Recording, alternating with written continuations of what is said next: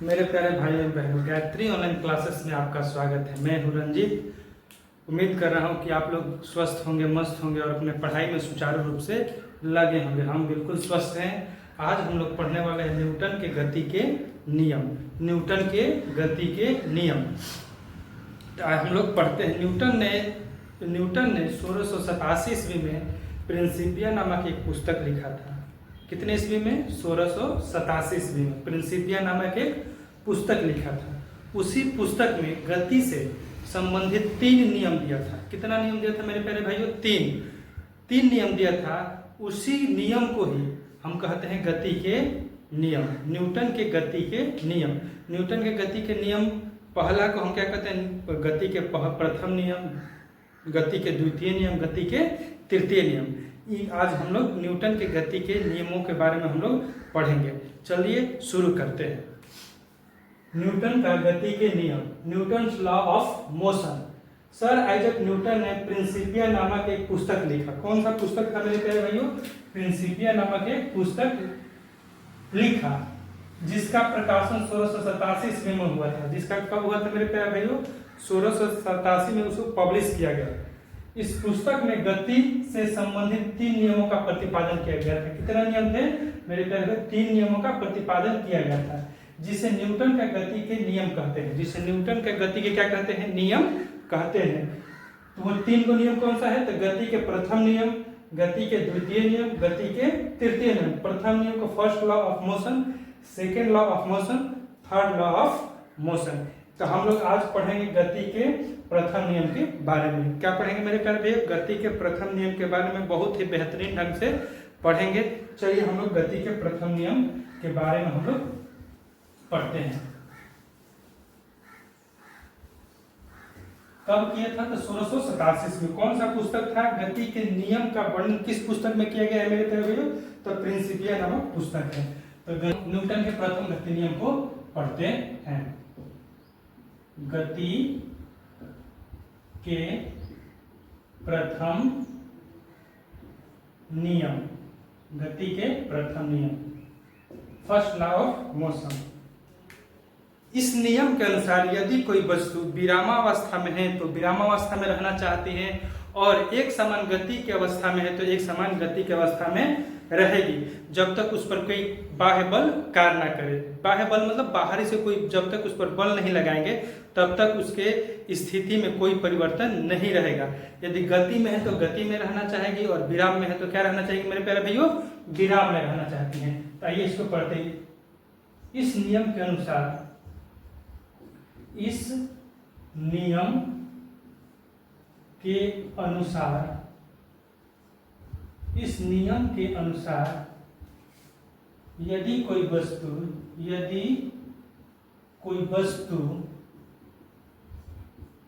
विरामावस्था में है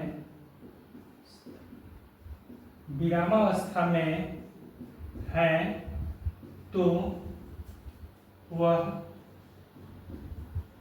वह विरामावस्था में रहना चाहती है, या गति में या एक समान गति में है, तो वह एक समान गति में रहना चाहती, एक समान गति में रहना चाहती हैं, जब तक उस पर कोई बाह्य बल ना लगे। जब तक उस पर बाह्य बल ना लगे, जब तक उस पर क्या ना लगे मेरे प्यारे भाइयों? बाह्य बल ना लगे। गति में है तो गति में रहना चाहेगी, और विराम में है तो विराम में रहना चाहेगी। तो इस नियम के अनुसार यदि कोई वस्तु विरामावस्था में है तो वह विरामावस्था में रहना चाहती है, या एक समान गति में है तो वह एक समान गति में रहना चाहती हैं जब तक उस पर कोई बाह्य बल ना लगे। जब तक उस पर क्या ना लगे मेरे प्यारे भाइयों, बाह्य बल न लगे। यही है न्यूटन का प्रथम गति नियम।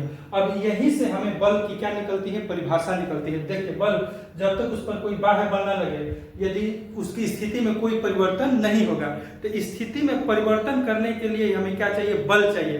तो स्थिति में परिवर्तन मतलब यदि गति में है तो विराम में, विराम में है तो गति में कौन ला सकता है, तो बल।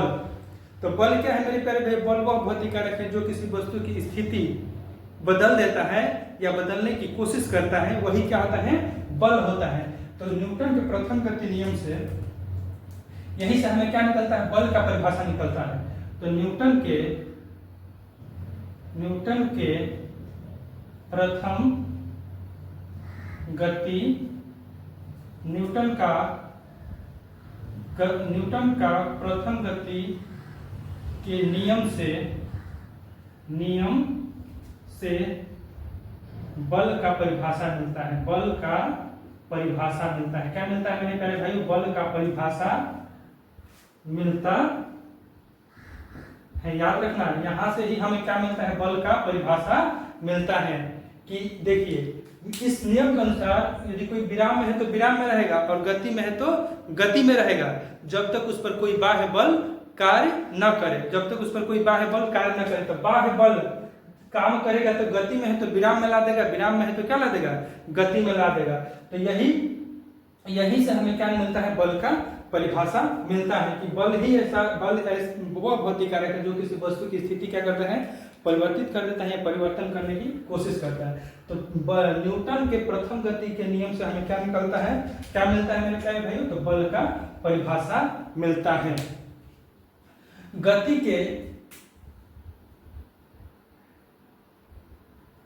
के प्रथम नियम को जड़त्व का नियम भी कहते हैं। कौन सा नियम कहते हैं, जड़त्व, इनर्शिया, जड़त्व का नियम, जड़त्व का नियम। या देखिए मेरे प्यारे भाई, न्यूटन से पहले बल और गति के बारे में गैलीलियो ने ही बताया था। जड़त्व के बारे में भी कौन बताया था, गैलीलियो ने ही बताया था। और गैलीलियो के बातों को आगे बढ़ाया किसने, न्यूटन ने।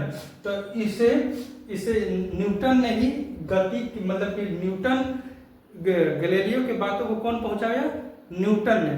तो और गैलीलियो के सम्मान में ही इस नियम को क्या कहते हैं, गैलीलियो के नियम, न्यूटन के प्रथम गति के नियम को जड़त्व का नियम या गैलीलियो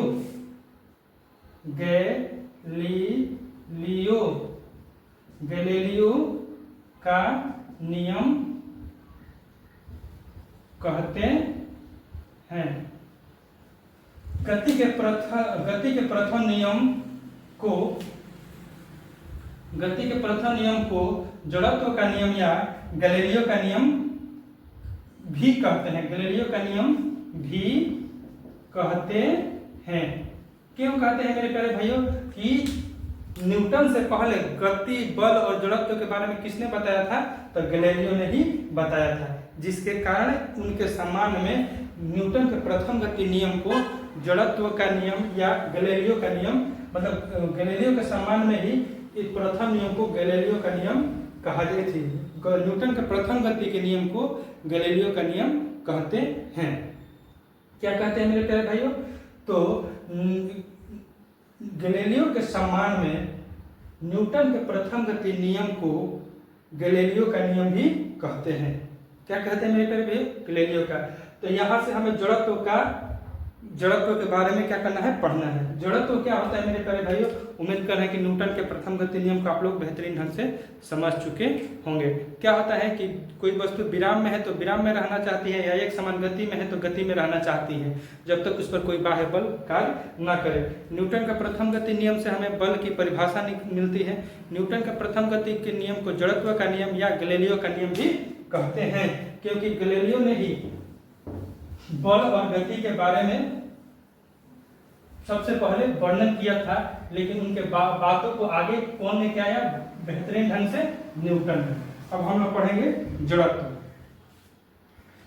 क्या पढ़ेंगे मेरे प्यारे भाइयों, जड़त्व।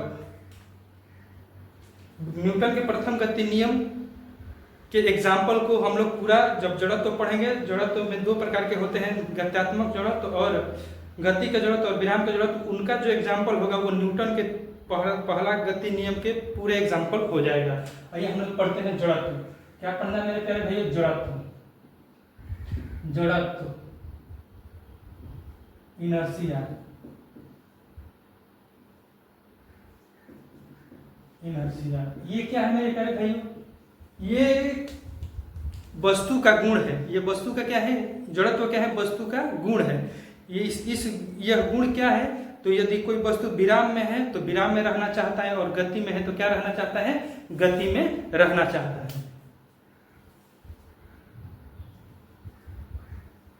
वस्तु का वह गुण, वस्तु का वह गुण जिसके कारण, वह वस्तु का वह गुण जिसके कारण वस्तु विराम में है, वस्तु विराम में है तो विराम में, वस्तु विराम में है तो विराम में रहना चाहती है, और गति में है। क्या मेरे प्यारे भाइयों? गति में है तो गति में रहना चाहती है। एकदम विराम में है तो विराम में रहेगी, और गति में है तो गति में रहना चाहती है। इसी गुण को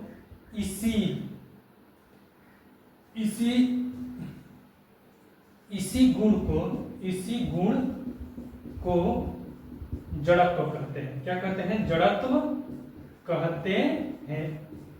क्या कहते हैं मेरे प्यारे भाई? जड़त्व कहते हैं। जड़त्व क्या होता है? वस्तु का वह गुण जिसके कारण वस्तु विराम में है तो विराम में रहना चाहती है, और गति में है तो गति में रहना चाहती है। विराम में है तो विराम में रहेगी, और गति में है तो क्या रहेगी? गति में रहना चाहती है। इसी गुण को क्या कहते हैं? जड़त्व कहते हैं। जड़त्व क्या है? एक गुण है। क्या है मेरे प्यारे भाइयों? जड़त्व क्या है? एक गुण है। गति में है तो गति में रहना चाहती है, और विराम में है तो विराम में रहना चाहती है। जैसे चलती हुई जड़त्व क्या होता है मेरे प्यारे भाई? आप लोग बेहतरीन ढंग से समझ गए होंगे। तो याद रखना कि जिस वस्तु, जड़त्व का माप जो होता है वस्तु के द्रव्यमान पर निर्भर करता है। जिस वस्तु में द्रव्यमान अधिक, जड़त्व का गुण उसमें क्या होगा? अधिक होगा, और जिसमें द्रव्यमान कम उसमें जड़त्व का गुण क्या होगा? कम होगा। मतलब मेरे तरह ध्यान समझिएगा, जड़त्व का माप, जड़त्व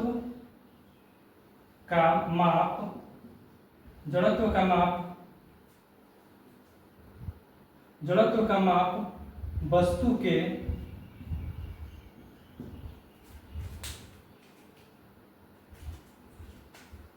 वस्तु में, जड़त्व का माप वस्तु के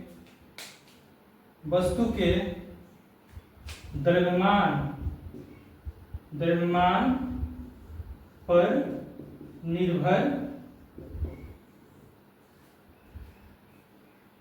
वस्तु के जड़त्व का माप वस्तु के द्रव्यमान पर निर्भर करता है। वस्तु के द्रव्यमान पर क्या करता है? निर्भर करता है। द्रव्यमान अधिक होने पर, द्रव्यमान अधिक होने पर जड़त्व अधिक होगा। क्या होगा मेरे प्यारे भाइयों? जड़त्व क्या होगा? अधिक होगा।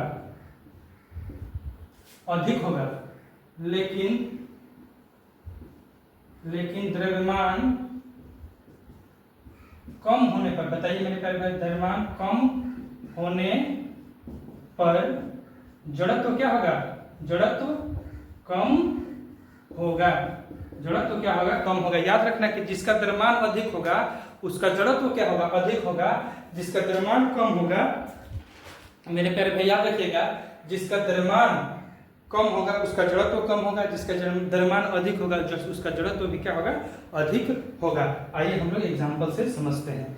मतलब वस्तु में जड़त्व का माप वस्तु के द्रव्यमान पर निर्भर करता है। द्रव्यमान अधिक होने पर जड़त्व अधिक होगा, लेकिन द्रव्यमान कम होने पर जड़त्व क्या होगा? कम होगा। जड़त्व क्या होगा मेरे प्यारे भाइयों? कम होगा। आइए हम लोग एक एग्जांपल से समझते हैं। आप लोग बताइए किसमें जड़त्व ज्यादा है?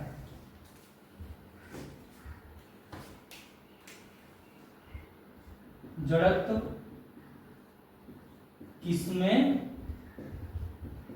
किसमें अधिक है? जड़त्व किसमें अधिक और किसमें कम? किसमें कम? एग्जाम्पल नंबर 1 लेते हैं। 5 केजी चावल वाला थैला, ये हो गया। 3 केजी चावल वाला थैला हो गया। दूसरा एग्जांपल हम लोग लेते हैं। साइकिल ले लेते हैं। साइकिल को इंग्लिश में क्या कहते हैं? द्विचक्र वाहिनी, द्विचक्र वाहिनी, हिंदी में कहते हैं द्विचक्र वाहिनी। एक अपने लेते हैं मोटरसाइकिल।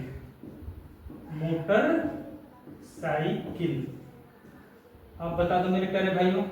तीसरा एग्जांपल हम लेते हैं कार, यहां ले लेते हैं बस, यहां ले लेते हैं ट्रेन, और यहां ले लेते हैं बस। और एक और ले लेते हैं। मान लीजिए हमारे देश के प्रधानमंत्री कौन है? श्री नरेंद्र मोदी जी, और हमारे गृह मंत्री अमित शाह जी, श्री अमित शाह। श्री अमित शाह। बताइए इसमें कौन सा होगा मेरे प्यारे भाई? जिसका द्रव्यमान अधिक उसमें जड़त्व अधिक, जिसमें द्रव्यमान कम उसमें जड़त्व का गुण अधिक कम होगा। जड़त्व कम तो द्रव्यमान कम तो जड़त्व कम, द्रव्यमान अधिक तो जड़त्व अधिक। आइए हम लोग देखते हैं। 5 केजी चावल वाला थैला, 3 केजी चावल वाला थैला किसमें होगा मेरे प्यारे भैया? तो इसमें जड़त्व का गुण क्या होगा? कम होगा। और इसमें जड़त्व का गुण क्या होगा? इसमें जड़त्व का 5 केजी द्रव्यमान अधिक है ना, तो अधिक होगा। द्रव्यमान इसमें कम है तो क्या होगा? कम होगा। साइकिल और मोटरसाइकिल किसका द्रव्यमान अधिक होता है? तो इसका द्रव्यमान कम होता है तो जड़त्व का गुण कम होगा, और इसमें द्रव्यमान अधिक होता है तो जड़त्व का गुण क्या होगा? अधिक होगा। कार और बस, बताइए कार में द्रव्यमान क्या होता है? कम होता है बस से। तो कार का द्रव्यमान क्या होता है? बस होता है, इसलिए कार का द्रव्यमान क्या होता है? कम होता है बस से। तो कार का जड़त्व कम होगा, लेकिन बस का जड़त्व क्या होगा मेरे प्यारे भाइयों? बस का जड़त्व क्या होगा? अधिक होगा। अब ट्रेन और बस में किसका द्रव्यमान अधिक है? बताइए मेरे प्यारे भाइयों। ट्रेन और बस में ट्रेन का द्रव्यमान अधिक है तो जड़त्व अधिक होगा, और बस का जड़त्व क्या होगा? कम होगा। नरेंद्र मोदी और अमित शाह में किसका द्रव्यमान अधिक है? कौन ज्यादा मोटा है? तो हमारे अमित शाह जी, इनका जड़त्व क्या होगा? गुण अधिक, जड़त्व अधिक होगा। और नरेंद्र मोदी जी में क्या होगा? जड़त्व कम होगा। मेरे प्यारे भाइयों याद रखिएगा कि जिसका द्रव्यमान अधिक होगा उसमें जड़त्व का गुण अधिक होगा, और जिसमें द्रव्यमान कम होगा उसमें जड़त्व का गुण क्या होगा? कम होगा। उम्मीद करें कि आप लोगों को बेहतरीन ढंग से समझ में आया होगा। आगे हम लोग पढ़ते हैं कि जड़त्व जो होते हैं 2 प्रकार के होते हैं, गति के जड़त्व और विराम के जड़त्व। मेरे प्यारे ध्यान से समझिए। जड़त्व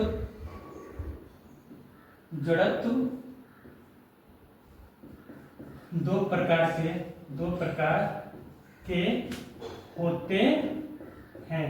कितने प्रकार के होते हैं मेरे प्यारे भाई? 2 प्रकार के। पहला विराम का जड़त्व, विराम का जड़त्व। दूसरा गति का जड़त्व,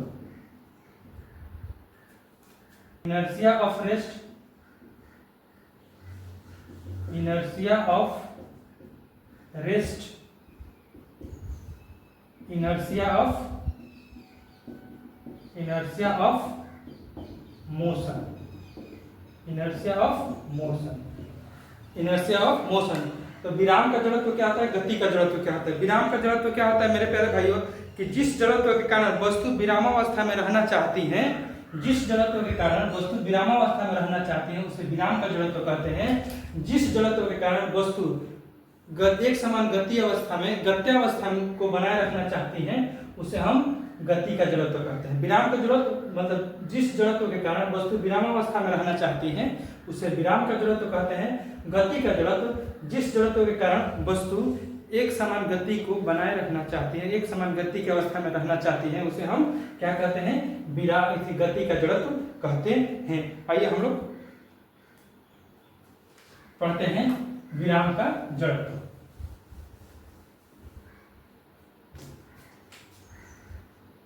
एक नंबर हो गया मेरे पास विराम का जड़त्व, विराम का जड़त्व, विराम का जड़त्व। विराम का जड़त्व क्या होता है मेरे प्यारे भाइयों, विराम का जड़त्व जब कोई वस्तु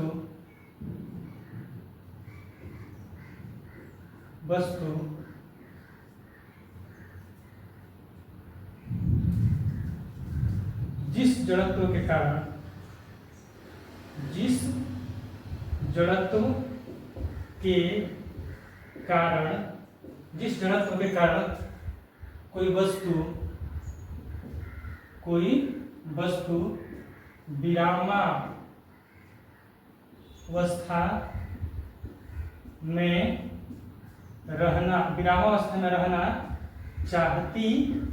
विरामावस्था में रहना चाहती हैं उसे विराम का जड़त्व कहते हैं।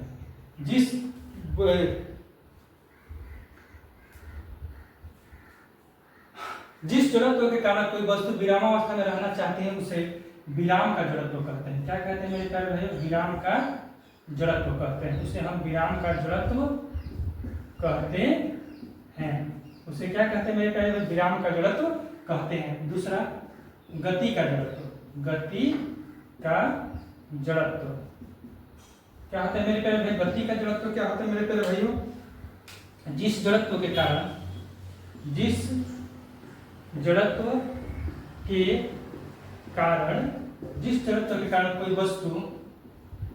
कोई वस्तु एक समान गति के अवस्था, चाहे एक समान गत्यावस्था,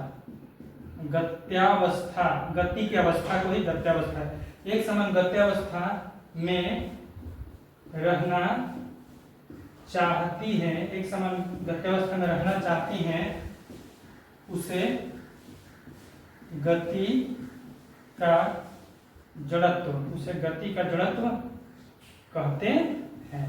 उसे क्या कहते हैं मेरे प्यारे भाई, गति का जड़त्व कहते हैं। उम्मीद कर रहे हैं कि आप लोगों को बेहतरीन ढंग से समझ में आएगा। जिस विराम का जड़त्व, जिस जड़त्व के कारण कोई वस्तु विरामावस्था में रहना चाहती है, एकदम विरामावस्था में ही रहना चाहती है, उसे विराम का जड़त्व कहते हैं। गति का जड़त्व, जिस जड़त्व के कारण कोई वस्तु एक समान गत्यावस्था में रहना चाहती है उसे हम गति का जड़त्व कहते हैं। आइए हम लोग अब विराम के जड़त्व का एग्जाम्पल पढ़ते हैं। अब हम लोग पढ़ेंगे क्या मेरे प्यारे भाइयों, विराम के जड़त्व के एग्जाम्पल। विराम के जड़त्व का एग्जाम्पल हम लोग पढ़ते हैं। अब हम लोग पढ़ेंगे विराम का जड़त्व का उदाहरण। विराम का जड़त्व का उदाहरण हम लोग पढ़ेंगे। एक गिलास के ऊपर ताश के एक पत्ते को रखिए। गिलास के ऊपर मेरे पास है एक गिलास के ऊपर ताश के एक पत्ते को रखिए। ताश के एक पत्ते को रखिए, पत्ते के ऊपर एक सिक्के को रखिए। एक मेरे पास सिक्का है, मैंने रखा, और पत्ते को अंगुली से झटका देने पर सिक्का गिलास में गिर जाएगा। सिक्का क्या होगा मेरे प्यारे भाई, गिलास में गिर जाएगा। ऐसा गिलास में गिरने का क्या कारण है, तो यह है विराम का जड़त्व। गिलास में सिक्के के गिरने का क्या कारण है, तो विराम का जड़त्व। ये न्यूटन का प्रथम गति नियम को भी बताता है। गति विराम के जड़त्व के जितने भी उदाहरण हो गए, या गति के जड़त्व हम नियम के क्या होंगे, उदाहरण हो गए। तो हम क्या कह रहे हैं कि जब हम किसी गिलास के ऊपर एक ताश के पत्ते को रखें, उसके ऊपर सिक्के को रखें, जब इसमें हम झटका देंगे, कार्ड के ऊपर झटका देंगे तो सिक्का जो है ग्लास के अंदर आ जाएगा। इसका कारण क्या है कि एक पत्ता जो है मेरे प्यारे भाइयों गति में हो जाएगा और ये जो सिक्का है वो अपने विरामावस्था को बनाए रखना चाहता है, बनाए रखेगा, जिसके कारण ये सिक्का क्या हो जाएगा, नीचे गिर जाएगा। विरामावस्था को बनाए रखेगा जिसके कारण वो सिक्का क्या हो जाएगा, नीचे की ओर गिर जाएगा। आइए हम लोग करते हैं। यहाँ हम लोग क्या दिए, झटका दिए, सिक्का क्या आ गया मेरे प्यारे भाइयों, ग्लास में आ गया। ऐसा क्यों हुआ कि जब हमने कार्ड पर बल लगाया, झटका दिया, तो कार्ड क्या हो गया, गति में हो गया, लेकिन ये सिक्का जो है एक समान अपने विरामावस्था को बनाए रखा, अपने विरामावस्था को क्या रखा, बनाए रखा, जिसके कारण ये सिक्का क्या हो गया, नीचे की ओर गिर गया। सिक्का नीचे गिरा क्यों मेरे प्यारे भाइयों, तो विराम के जड़त्व के कारण, विराम के जड़त्व के कारण। सभी अपने स्वाभाविक अवस्था को क्या रखना चाहते हैं, बनाए रखना चाहते हैं। स्वाभाविक अवस्था को क्या रखना चाहते हैं, बनाए रखना चाहते हैं। आइए हम लोग दूसरा एग्जांपल देखें। रुकी हुई गाड़ी के अचानक चल पड़ने से यात्री का पीछे की ओर झुकना। पीछे की ओर क्यों झुकता है मेरे प्यारे भाई, जब रुकी हुई गाड़ी रहती है, जब अचानक चलती है तो यात्री क्या होता है, पीछे की ओर झुकता है। इसका कारण क्या है कि जितना संपर्क शरीर गाड़ी से हमारा शरीर का संपर्क रहता है उतना तो शरीर गति में हो जाता है, लेकिन जो शरीर गाड़ी के संपर्क में नहीं रहता है वो क्या रहना चाहता है, विराम में रहना चाहता है।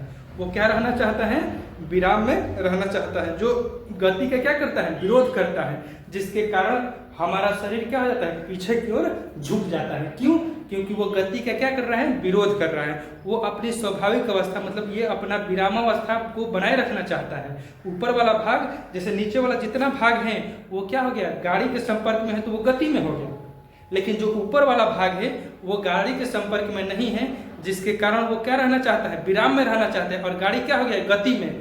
तो और पूरा शरीर भी अब क्या होना चाहता है, गति में होना चाहता है, जिसके कारण ये क्या करता है, गति का विरोध करता है, जिसके कारण हमारा शरीर क्या जाता है, पीछे की ओर झुक जाता है। जब पेड़ तो ये किसके कारण होता है, तो विराम के जड़त्व के कारण होता है।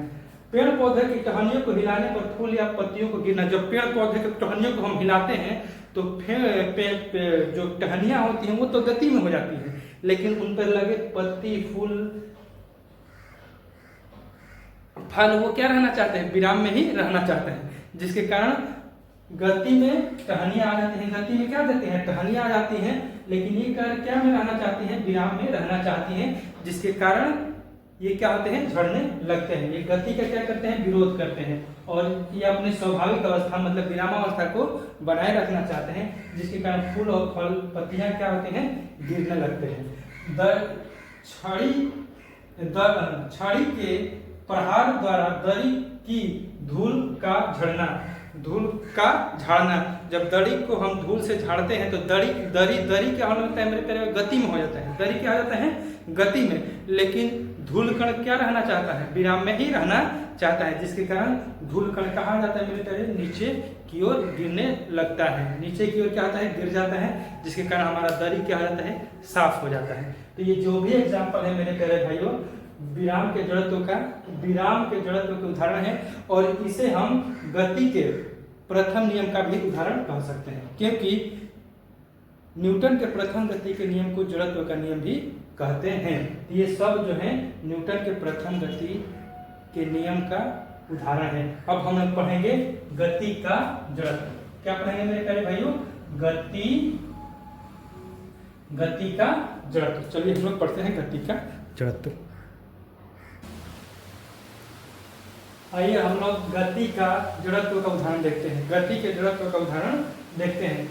चलती हुई गाड़ी में अचानक ब्रेक लगने से यात्री का आगे की ओर झुकना। क्या होता है मेरे प्यारे, जब गाड़ी चलना पर गाड़ी जब चलती रहती है तो पूरा शरीर हमारा क्या रहता है, गति में रहता है। पूरा शरीर क्या रहता है मेरे प्यारे भाइयों, गति में रहता है। जब एकाएक गाड़ी में ब्रेक लगता है तो जितना गाड़ी के संपर्क में हमारा शरीर रहता है वो क्या रहता है, विराम में हो जाता है, लेकिन जो संपर्क में नहीं रहता है वो क्या रहना चाहता है, गति में रहना चाहता है। वो जो संपर्क में नहीं है गाड़ी के वो क्या रहना चाहता है, गति में, जिसके कारण हमारा शरीर जो होता है आगे की ओर चाहता है, गति करना चाहता है, और आगे की ओर क्या हो जाता है, झुक जाता है। मेरे प्यारे भाइयों ध्यान समझिए, चलती हुई गाड़ी के अचानक ब्रेक लगने के कारण यात्री के आगे की ओर झुकने का कारण क्या है कि पूरा शरीर हमारा गति में रहता है।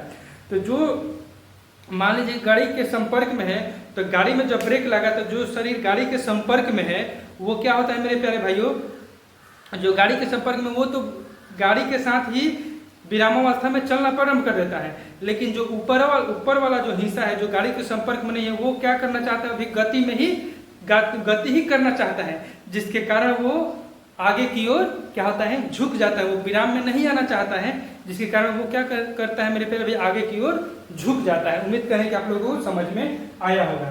क्यों क्या करता है वो जो गति मतलब जो शरीर गाड़ी के संपर्क में नहीं है वो अभी भी क्या करना चाहता है गति। गाड़ी के ब्रेक लगा तो जो संपर्क में वो तो विरामा में हो गया, गाड़ी के साथ ब्रेक लगा, जितना संपर्क है हमारा गाड़ी के साथ शरीर में है वो शरीर हमारा क्या हो गया विरामा में आ गया। लेकिन जब जो संपर्क में नहीं है वो भी अब वो क्या करना चाहेगा गति में ही रहना चाहेगा, जिसके कारण वो क्या होता है मेरे प्यारे भाई आगे की ओर झुक जाता है। दौड़ता हुआ व्यक्ति एकाएक नहीं रुक सकता है, सही बात है, दौड़ता हुआ व्यक्ति एकाएक नहीं रुक सकता है, किसके कारण, तो गति के जड़त्व का। एकाएक रुकेगा तो वो क्या हो जाएगा गिर जाएगा, क्या हो जाएगा मेरे प्यारे भाइयों गिर जाएगा। रेलगाड़ी के प्लेटफार्म पर रुकने से पहले ही खाना पानी बेचने वाले प्लेटफार्म पर कूदते हैं। आप लोग देखे होंगे रेलगाड़ी में कभी कभी प्लेटफार्म पर जो पानी और खाना बेचते हैं वो क्या करते हैं, प्लेटफार्म गाड़ी रुकने से पहले प्लेटफार्म पर क्या कूदते हैं और कूदने के बाद गाड़ी की दिशा में ही क्या करते हैं कुछ दूरी तय करते हैं, ताकि वो अपना गति की अवस्था को धीरे धीरे क्या करें कम करें और तब विरामावस्था में जा सके। एकाएक वो स्टेशन पर कूदेंगे तो वो क्या आ जाएंगे गिर जाएंगे। तो देखिए गाड़ी के प्लेटफार्म पर रुकने से पहले ही खाना पानी बेचने वाले प्लेटफार्म पर कूदते हैं और गाड़ी की दिशा में कुछ दूरी तक दौड़ लगाते हैं, कुछ दूरी तक क्या लगाते हैं दौड़ लगाते हैं, ताकि उनका शरीर क्या रहे मेरे प्यारे भाइयों गति में बना रहे और धीरे धीरे क्या हो विराम में जाए। एक विराम में जाएंगे तो वो क्या हो जाएंगे गिर जाएंगे। तो गाड़ी में क्या हो गाड़ी से कूदने के बाद वो कुछ दूरी तक गाड़ी की दिशा में क्या करते हैं, गाड़ी की दिशा में क्या करते हैं रनिंग करते हैं, दौड़ लगाते हैं, ताकि उनका गति जो है धीरे धीरे कम हो और वो क्या जा सके विरामावस्था में जा सके। एकाएक विरामा में आएंगे तो वो क्या हो जाएंगे गिर जाएंगे। उम्मीद करें कि ये भी आप लोग को समझ में आएगा।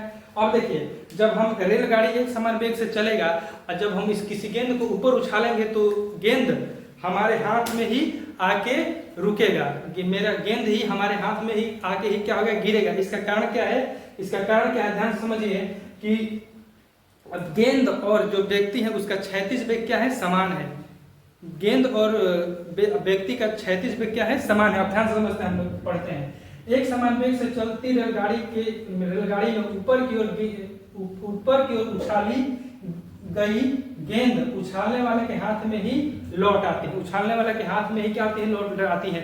एक समान वेग से कोई रेलगाड़ी चल रही है और जो गेंद उछाल रहा है तो उछालने वाले के हाथ में ही क्या हो जाएगी आ जाती है। इसका कारण क्या है व्याख्या क्या है, गति के जड़त्व के कारण यात्री एवं गेंद दोनों के क्षैतिज है समान होते हैं। क्षैतिज वेग क्या होते हैं, क्षैतिज वेग मैंने ये हो गया पृथ्वी वाला वेग।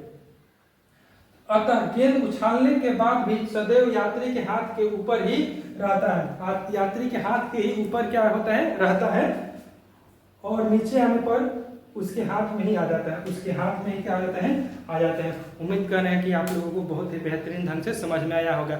अब जो विराम का जड़त्व है या गति के जड़त्व का उदाहरण है वो न्यूटन के प्रथम गति के नियम का ही उदाहरण है। आप ये उदाहरण जब भी देखिएगा, आगे की ओर झुकना, पीछे की ओर, गाड़ी जब चलती है एकाएक चलती है तो आदमी किधर झुकेगा पीछे की ओर, अब ब्रेक लगेगा तो क्या होगा आगे की ओर झुकेगा।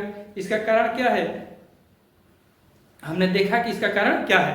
आप हम लोग मतलब जो भी ये जो गति के जड़त्व का उदाहरण है और विराम के जड़त्व का उदाहरण है वो न्यूटन के प्रथम गति के नियम के क्या है उदाहरण है। मिलते हैं नेक्स्ट वीडियो में, तब तक के लिए जय हिंद जय भारत। यदि आप लोग को वीडियो अच्छी लगी हो तो अपने मित्र को भी आप लोग क्या करें शेयर करें, ताकि ये जानकारी उन लोगों को भी मिल पाए। मिलते हैं नेक्स्ट वीडियो में, तब तक के लिए जय हिंद जय भारत।